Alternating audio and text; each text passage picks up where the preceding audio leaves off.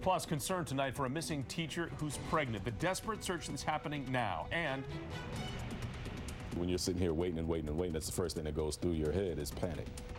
Panicked parents say their children's middle school bus never even showed up. Now, ABC 7 News at 11 on your side.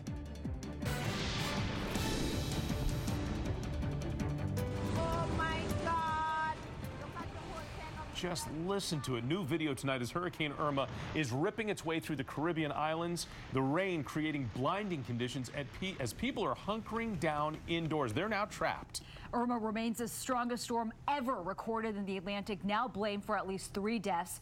One official from the island of Barbuda saying that island is basically uninhabitable, with 90% of it destroyed. And what we're waiting on in the coming hours and days is exactly how it will impact the continental United States.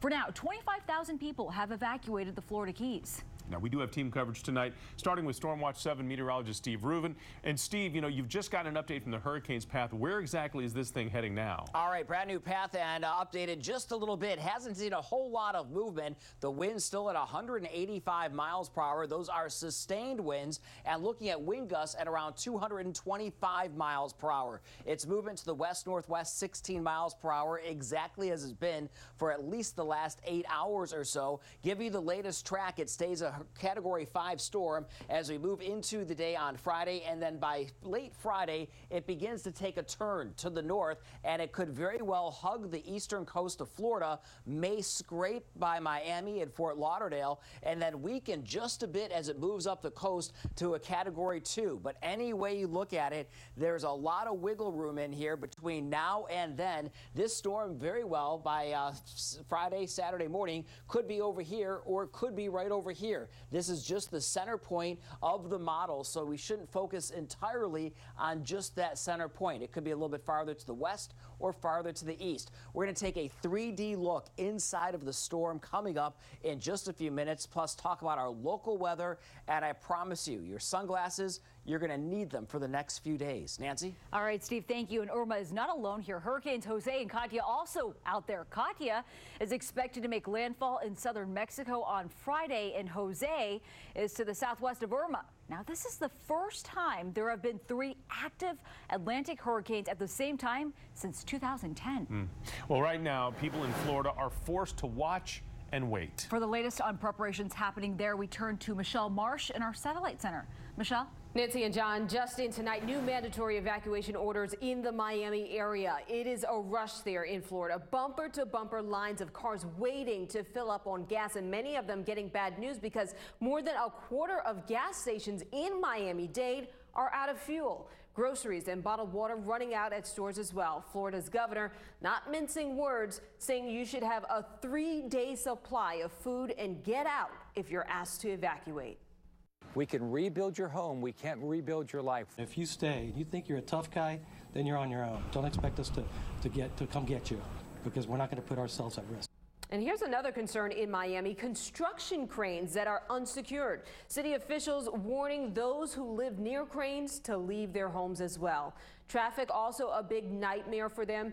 Gridlock on Florida's highways. More than 1,000 flights also canceled, and Amtrak canceling trains to Florida. Also, at least 8 cruise ships shutting down upcoming trips. Jonathan? All right, Michelle, thanks for that. And we can also tell you this in anticipation of what could be a catastrophic hurricane to slam into the south. Both Virginia Task Force 1 and Maryland Task Force 1 are hitting the road to help. Both of these groups recently just got back from aiding victims of Hurricane Harvey down in Texas.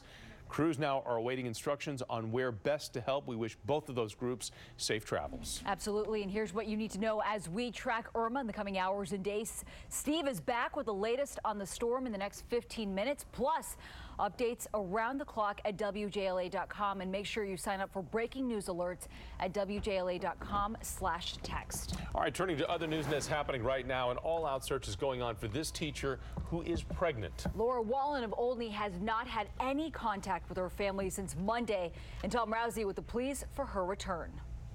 This is where Laura Wjla lives, and neighbors here in Olney tell me they last saw her this past weekend. What makes this situation even more concerning, she's about 4 months pregnant.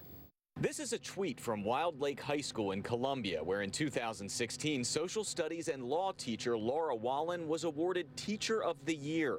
Police say she'd been getting ready for this school year, but then never showed up for the first 2 days of class. My daughter went to school actually with Laura, and it just, you know, what a sweet person she is, and just so out of character. Residents of the condos in Wjla's Olney neighborhood are shocked. One neighbor says off camera he last saw her Saturday night when she and her boyfriend arrived at her home. The neighbor says the boyfriend left a few minutes later, then Wjla left about 10 minutes after that. It was around 10 p.m. and he says her vehicle hasn't been seen since. She drove away in a black 2011 Ford Escape with Maryland tag M522473. Police say her family received a text from her phone Monday, but that's the last clue. My heart just goes out to this family. They're just such sweet people, and it's just tragic. That neighbor tells me Wjla grew up in Olney, went to Sherwood High School, and in fact, police say she was at a football game there just this past Friday night. Police are asking if anyone has any clue to where she might be, please call them immediately. Reporting in Olney in Montgomery County, I'm Tom Rousey, ABC 7 News. We're following a number of developing stories involving the president, including a surprising deal. Democrats and the president have agreed to a 3-month budget and debt extension. This caught Republican leaders a little off guard. This deal does stave off the possibility of a government shutdown for 3 months. And happening tomorrow, Donald Trump Jr. will meet privately with the Senate Judiciary Committee. The president's son will answer questions about that now infamous meeting with a Russian lawyer during last year's campaign. D.C. and Virginia